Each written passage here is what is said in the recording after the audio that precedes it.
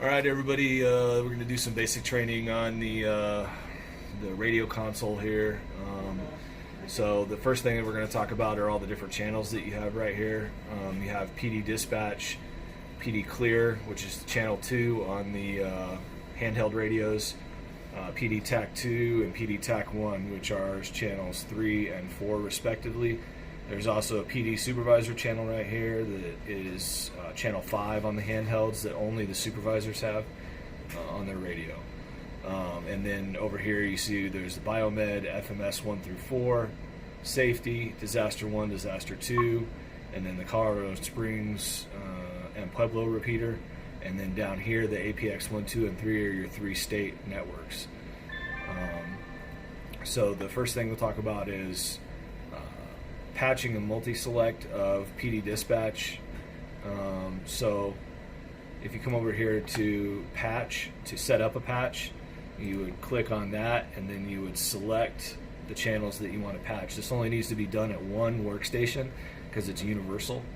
You don't need to do it at every workstation. So as long as the resources that you want are in there, then you're good to go. And let's back up really quick. Each one of these is called a resource. So when I'm asking you to patch together PD dispatch and Apex 1, you're patching together 2 resources. So anyways, once you make this patch, you can unselect it and it will stay. Then you will need to do a multi-select. You click on that and turn it green and select the 2 channels or however many you want to transmit at the same time on, which is what multi-select is.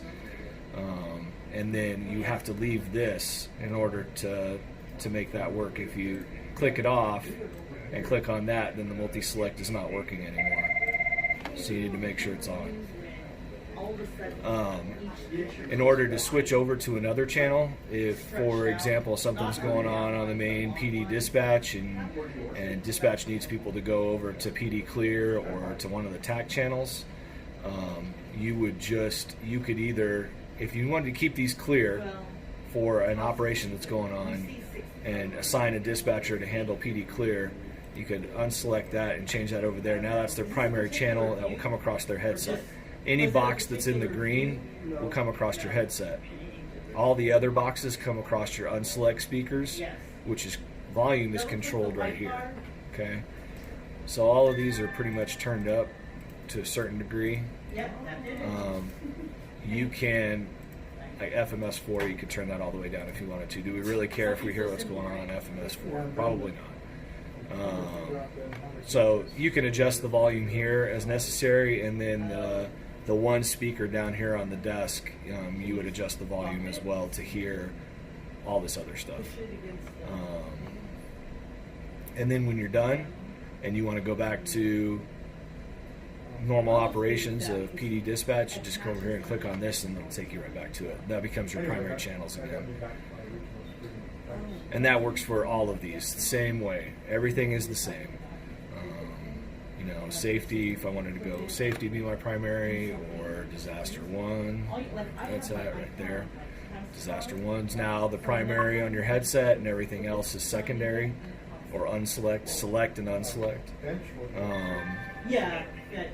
So if you didn't want to do that, for example, if you were here and you heard something come across the unselect speaker, say on Disaster 1 where they were calling for the police. Oh, so if you're on your primary channel, you hear something come across Disaster 1 that you need to respond to, but you don't want to make it, you don't want to click on it to add it because you don't want to do that, right? You just want to talk to them.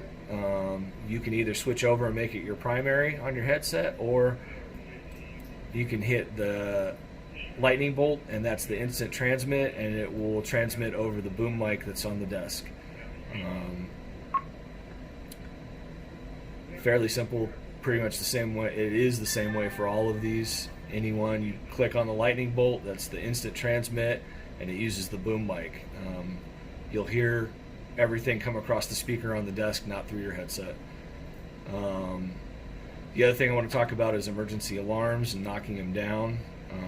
You'll get the emergency alarm to come through. You click on this, You get acknowledge, which will stop the audible alarm, and then knockdown, which will release the emergency alarm. If the handheld itself is still in alarm,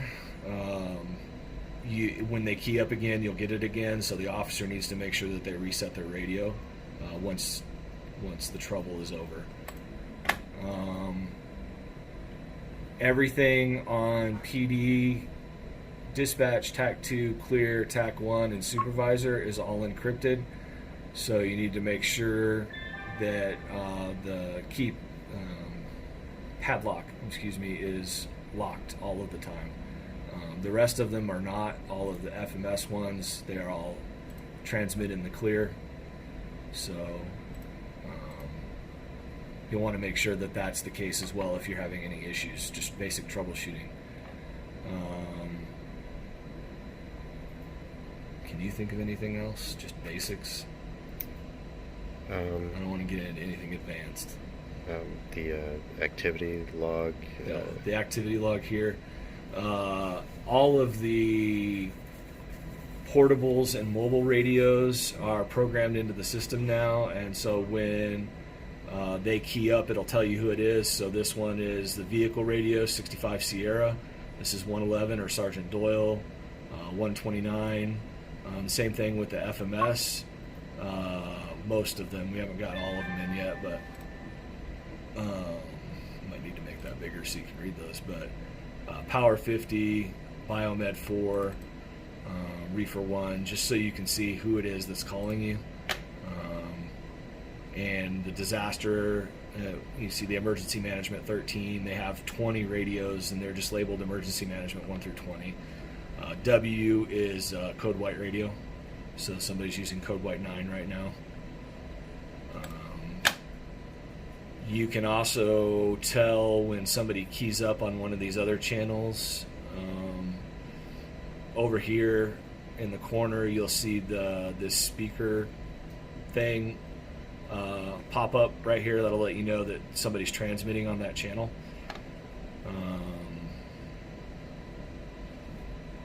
Yeah, that's pretty much all that I can think of right now. We'll do more advanced stuff later, but if you have any questions, let me know. Thanks.